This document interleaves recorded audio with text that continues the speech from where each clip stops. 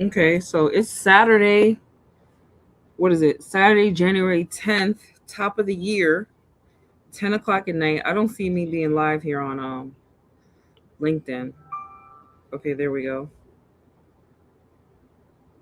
We're live on YouTube. Waiting on LinkedIn to catch up. Okay, LinkedIn is caught up. So it is Saturday night, almost 11 o'clock. I know you're up. I know you're scrolling. There's a lot going on in the world, there's a lot going on in the States. So stick with us tonight. I'm just going to be right here with you, talk about a couple things for family caregivers. I have a stranger in danger as a guest this evening. And we were kind of we kind of found each other in the metaverse, and we were talking about this last post that I put up. Let me see if I can share this last post that I put up. I'm not sure that I can share the post while I'm live. Let me see.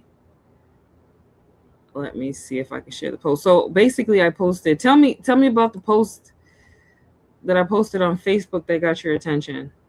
Let's just talk about the post instead of me putting it up. Well, you had talked about a lady whose father had died, and she's in a predicament, I believe you were saying, Tutu. Yep. So I accidentally got into real estate as an elder care advisor. And the way that I got into real estate was I find that people are looking to either sell their house to pay for care, or after caring, the cost of care triggered the need to sell a house because parents have passed away and have left an asset. So this particular person came to me, and she told me, she said, okay, well, I got this very ugly house in Raleigh, North Carolina, and I need to sell it. It belongs to my grandfather. I was a caregiver for two generations for my father and my grandfather, and I actually grew up in that house. She's been paying the mortgage on this house for about, I don't know, 2 3 years. And let's say the mortgage has a balance of like 140, right? And she's been paying consistently about $1,000 extra for to maintain this house. And the reason why she wanted to maintain this house is because it sits on a developing block, right? The houses Right. next to her are the ARV. ARV means after repair value, meaning that after you fix this house up, this really ugly house, it's going to be worth upwards of $600,000. So she's thinking, okay, I can fix this house. But guess what, stranger in danger? She cannot sell the house as is because it is in danger, just like you are, stranger. It is like busted and crusted and dusted down. So she cannot list it on the MLS, right? Where through a Mm. realtor, she has to sell it off market. And when you sell it off market, it's going to be heavily discounted. On top of it, looking the way it looks, it's going to be even more heavily discounted. But because she doesn't do real estate, she doesn't know how real estate really works. She kind of just inherited this thing. She is thinking, "Oh, I'm just looking at these other houses and thinking, yeah, I can offer, I can put an asking price of $400,000 because I know this is worth it." And I told her that's not the way it goes. So she has an existing mortgage, not to Mm. geek out on real estate, but to geek out on real estate for a second. Because she has an existing mortgage, the person who buys the house would have to pay off the mortgage, and then she gets the balance of whatever's left when she pays it off. But when she came to me, she thought that, okay, well, I can sell this house. You can buy this house from me, and then you just give me all the money, and then I'll pay the mortgage off. So then I had to pump my little brakes and say, wait a minute, you need some financial counseling, girl. You do not Mm. get the cash, and then, oh, we gonna hope you pay the mortgage, and I just bought your house. Well, yes, well, of course. And I think that that's what triggered me to because I had a couple cases just this week, and it's a common pattern. And that pattern is not having the discussion about what happens when a loved one passes away. What what were their goals? What did they have in mind? And moreover, for this particular situation, what happens to that home? Who makes the decisions on that home? And where are the finances to take care of the estate issues with that home? And it really takes having CPA, financial professional, communications with the family to decide what's going to happen after that point. And unfortunately, these conversations aren't happening enough. They're not happening enough. They're not happening. That's the stranger in danger. They're not happening. So I decided, let me talk. And when I first started posting about real estate, I didn't know it was going to get so much feedback. I got a lot of feedback from a lot of different angles, right? Mm, And the main angle is family caregivers looking and saying, what do I do when, like you said, they don't talk about it, but even before that, especially in the job market, people are working full-time jobs and trying to be a caregiver. They are, while they're working full-time jobs, on the job training as a caregiver, because there's no training. It's just like, you in it, here you go, let me drop you in this danger stranger and see what happens. So mhm, over the years, I've helped countless families navigate, and very much organically. So I myself was a caregiver, and what I have done, I want to keep this conversation shorter, but what I have done, before I get into what I have done, stranger danger, what are you suggesting? Like, when it comes to that, that's a lot, because what I wrote in the link, I mean, excuse me, the post was capital gains tax, tapping into 401k, job mhm. loss, getting fired. Like, what are you seeing? What's your take, real quick? It really takes having a team, your your dream team when it comes to these estate issues. It takes having the CPA to help you determine whether there would be gains.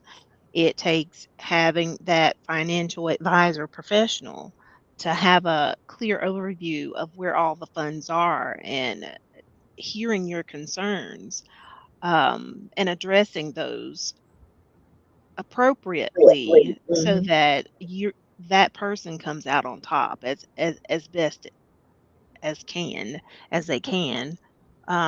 It takes speaking with an attorney, because this is an estate matter. So you've got to have your dream team, and that dream team ideally needs to be in place before all of this happens. Um, and it's an unfortunate situation, but there's so many people who go through these scenarios where they've put money in because it was a family home and they've dipped into the 401k or their emergency funds and they're left with nothing, thinking that they were just solving the problem, but really, they were just putting a band-aid on it. They haven't looked at the full picture They of haven't looked at the cost of full. taxes and gains, capital gains on that home, and uh, a family who's looking at potentially losing something that's been in the family for years. So there's Decades. that grief. There's that grief. There's a lot. Yes. Now I'm gonna push back because I'm Tutu. Most family caregivers don't even want a team. They're like, this is a lot. I don't even, there's too many people and I gotta pay all these people. I don't have any money to pay all these people. So what they've done is develop some skills, that all those professions that you just described, Mm. and kind of pieced it together. So not everybody has that dollar that they can spread out and say, help me here. What do you say to those people, stranger in danger? I got to push back because I'm Tutu. That's what I do. That you know what, Tutu, I'm glad that you brought that up. I actually was just in meetings just this week with an attorney, and she was explaining that there are other resources in place, especially for those that need help with those estate plans. Seek out your local schools who are developing our next leaders who are in school for law. They will often have clinics available that can help people navigate through those situations. So at least they're getting answers, right? Um, and also, many people think that whenever they're talking with a financial advisor, yes, advisors typically will have a sticker associated with it. But if you're talking with a financial professional that maybe doesn't have all the letters behind their name, those financial professionals are not advisor in name, but they have resources. They may have resources to attorneys. They may have resources to advanced planning teams that could help navigate through those situations at no cost. Okay, I'm gonna push back a little bit more. I like the last part that you said. Let me write this hashtag real estate.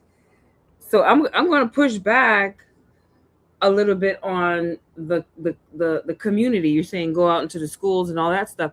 Who's preparing the community, right? Who's preparing the place of worship? Who where someone in the congregation called on someone else from the congregation and said, "Can you go visit Miss Mary at in 6B at Wake Hospital on the sixth floor?" Mhm. Who's taking, like, what do you do there? There's congregations where they might have a committee, but it's like the committee is also trying to figure out what's going on, what's happening in danger, stranger. So I'm going to push back on that and say that education is missing big time, like screaming from the rooftop. So Tutu Cares has an initiative. We're going to be educating the community. We're going to be educating the places of worship. We're going to be educating wherever people gather. I'm finding you. You will see me. I'm coming to your town, starting in Greensboro, North Carolina. And before we even get to the community, we're going to educate the end person, which is the family caregiver. What's the title? What's the title that I had here? Caregiving is a second job. Where's the paycheck? Now let me drop this in here. Let me share my screen. Let me share my screen. Let me present this. Okay. You can see my screen? Yes. Okay. Let me make sure that it's. Oh, I got to add it to the. Hold on. Let me get back to the technical activity here. Okay, it's added to the. Let me change the view. Let's see here. Is it like this? Is it like this? Is it like this? Okay, let's do it like this. Boom. Love that one. How do you like that view? Like that view. That's cute. You're so good at what you do, Tutu. Thank you. Did I start from the beginning? Look at this. Except for, let's escape. Let's go back to number one, and then let's view, and let's start from the beginning. Okay. Caregiving is a second job. Where is the paycheck? So this is going to be a caregiver boss workshop, and we're going to show you how to be your own boss as a family caregiver. That might not even sound that attractive when I say it out loud. However, you're already doing the work. How about you figure out how to get paid? You're already running operations. You just haven't been paid for it. You're scheduling appointments. So basically, you're a project manager. You're coordinating doctors and family members. Those other family members who are not even involved, but they always have something to say. All right. So you're operating directions. You're managing finances and paperwork. You are the CFO, right? You're problem solving on the drop of a dime. Crisis. You're a crisis manager. You're advocating for needs. You're basically doing some kind of law, right? And that also brings you back to project management. So if this was really a job description, you'd be making like 50 to 60 to 80. I say 70 to 90 a year. And so this feels impossible right now because let's start here. You're stressed out, no documentation. You feel isolated, no support. You can't delegate, so you're overwhelmed. You ain't got no systems, burnout risk right there, and then you get exhausted, no more systems again. The cycle just keeps going around and around and around and around, and it doesn't break on its own. That's the part that you need to realize. What changes when you become the boss is, before, everything is a reaction.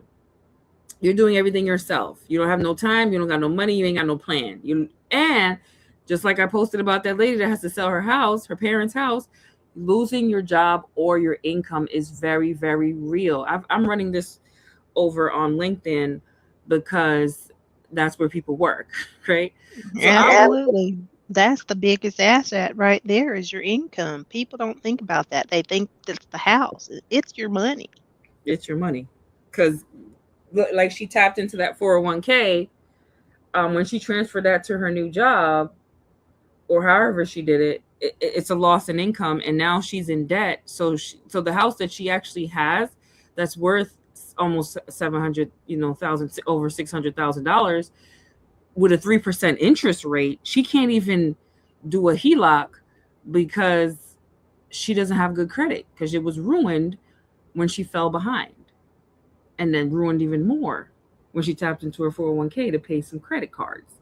I digress. After you become your own boss, you're running care like a business. After our workshop, you're delegating with confidence. You got systems. We're going to actually give you a tool that you use. And this is not an app or none of those things. This is literally SMS driven. It doesn't get any easier. I can't even give away all the juice to you, right? But the systems that works for you, pathways, and will give you pathways to get paid. So, in the Caregiver Boss Toolkit, you'll have the tools and systems, care frameworks, doctor's templates, emergency guides. There's certain templates, there's certain paperwork that you have to fill out for each programming, and you literally have to comb through the whole entire metaverse to find these items for each individual thing. Am I right, Stranger Danger? You're right. You're right. And as much as our counterparts and if community organizations try their very best to put everything in order and template it out, unfortunately a lot of people are asleep at the wheel and they're not very tech savvy. That's why there's government contracting, because government contracts out to people who can kind of get the message out properly, right? The state websites that you go on, it was contracted out, right? So in my opinion, we need some better contractors. I'm raising my hand. So we'll show you how to get paid, options how to get paid, consumer direction, consumer directed programs. If you're in the state of North Carolina, it's called CAP Choice. If you're in the state of New York, it's called CDPAP. If you're in the state of California, it's called CaliBed, right? We are focused right now on North Carolina. However, Tutu has a brain with over 20 years of experience, and I can get you supported in just about any state. Medicaid waivers and support navigation. So this toolkit, you are not on your own. You could text the toolkit and say, hey, this is the problem. Way better than a Google search, way better than a chat GPT, because we're going to give it to you straight. Delegation skills. You're going to ask, they'll show you how to ask for help, because some of you guys are like shy. Oh yeah, I don't want to. No, I don't want to. Ask for help. Okay. Build a team and create boundaries. And boundaries, we're not just talking about with your family, boundaries with professionals too. Because I know a lot of Absolutely. yep, in family caregiver groups on Facebook where you saw this post, Stranger Danger, they are bombarded by any text that goes up and says that I need help. Bombarded by marketing, spam, right? So Hmm. boundaries, income protection. This is where the real key gets unlocked. Transferable skills we're going to give you in these workshops, in this toolkit. We're going to give you resume building skills specifically for this situation. I told you earlier, you're worth 70. Let's put you at 70 grand. You're worth 70 grand.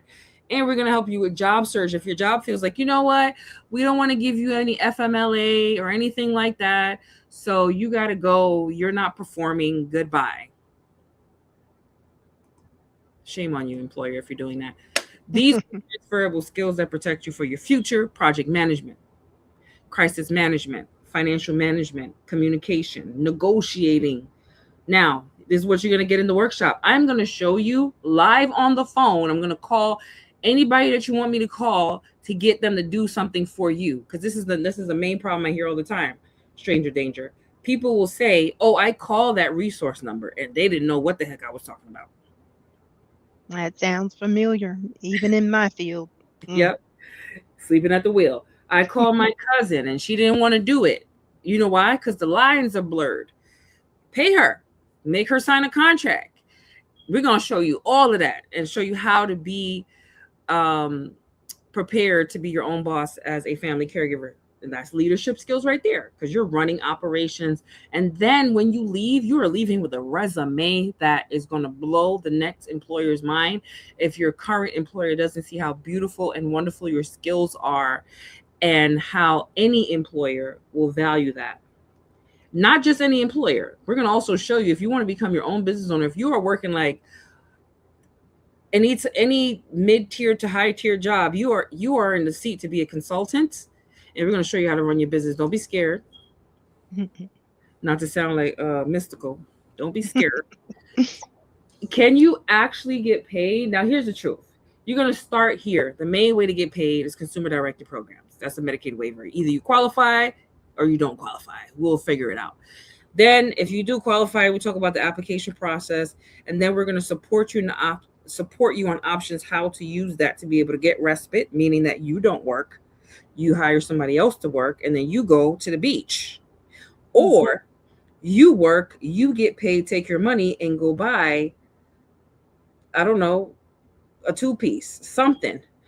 And we're not promising and guaranteeing any payment, but we'll show you how many options you have available. Not mentioned here in the slide, but long-term care insurance will pay you. Your own family could pay you, but you got to document it. And when they pay you, guess what? That's considered as a medically necessary situation that could be used for your spend down. We're not going to get too technical. Come to the training, because your spend down qualifies you for Medicaid. This is for you if you are a family caregiver, paid or underpaid. You're overwhelmed, exhausted, or doing this alone. You're working full time and caregiving.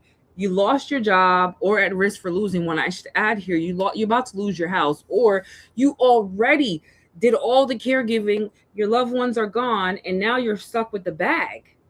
And you want the tools, not just sympathy. Oh my God, stranger, what happened? Oh God, I'm gonna pray for you. I'm not downplaying prayer. We need prayer, um, but we need checks.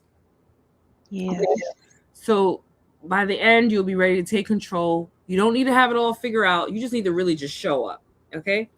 Now, this is to be determined on where we'll be doing this first workshop, but it will be in the Greensboro, North Carolina area. And I'm appealing to all nonprofits, community based organizations, places of worship, anybody that touches my family caregivers, any employers that are big time on supporting their employees. This is a chance for you to come to Tutu and let me know that you need me to run these workshops to preserve your workforce. This is a judgment free space, and we want people to come as you are. If you want to come to the workshop wearing a tutu like I will, you are welcome. Okay? Everybody should be signing up for this. Like, you should be getting pings right now, Tutu. Yes. And maybe I'll just bring some tutus too so we can do like a photo shoot. But you've been a boss all along, all alone by yourself. Let's make it official, right? This says spots are limited. I think that's not true. We got space for you. we not overselling this thing, right? So for caregivers, by people who understand, because I was a caregiver since I was 16 years old, right? And you deserve the support in the systems. You deserve the support in systems that I had. I myself needed caregiving just a few years ago, and my brother supported me fully. And this is why I do what I do. tutucares.org. It's admin at tutucares.org, not info. Sorry for that typo there. Can't have it all together. I just put this slide, that section there together just now, so I guess the computer didn't do it right. And that's the number. That number is rolling across the bottom of the screen. Stranger danger. She called in, wanted to know more, brought her in on this live. How do you feel about the slide deck that I just presented to the people? It's absolutely perfect, Tutu. And I am just wishing that the room will be filled so that people can get this education, because there are options. You don't have to lose that home. You don't have to get to the point where your emergency funds and your 401k is half or zero. It's zero, capital Z. That's crazy. So yeah, if you're tired, this is not like this is not like some ploy to, we're not throwing dollars. This is literally solid training for you. And um we'll follow up with all the messages. Thank you, Stranger Dana, for joining me, and happy Saturday night. Absolutely. Thank you, Tutu. You're I'll be welcome. sending people your way. I appreciate you. Bye.